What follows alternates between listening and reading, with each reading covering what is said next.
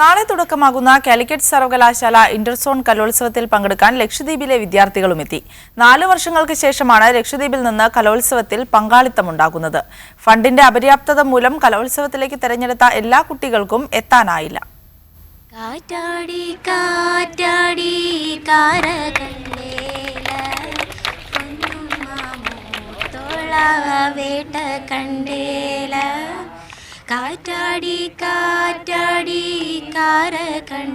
ഞങ്ങൾ PMC Calicut university Andhra സെൻട്രലിൽ നിന്നാണ് ഞങ്ങൾ ഇങ്ങോട്ട് വരുന്നത്.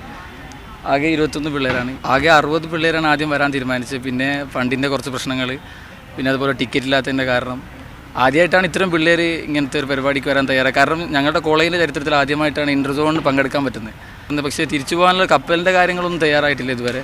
ടിക്കറ്റ് ആണെങ്കിൽ അവർ ബ്ലോക്ക് ആക്കിയിട്ടില്ല. അവിടുന്ന് കയറിയ പോലെ ഇവിടുന്ന് കയറാൻ പറ്റില്ല എന്നുള്ള കാര്യം ഉറപ്പാണ്.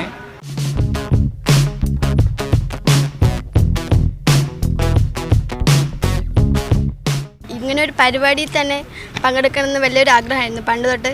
അതും സാധിച്ചു. ഫണ്ട്, അതിൻ്റെ കാര്യം, പിന്നെ വരുമ്പോഴുള്ള യാത്ര, ഇങ്ങനെയൊക്കെ കുറേയൊക്കെ ബുദ്ധിമുട്ടായി ഫണ്ട് പാസ്സാത്തത് കൊണ്ടൊക്കെ. കാറ്റാടി കാറ്റാടി കാര കണ്ടേല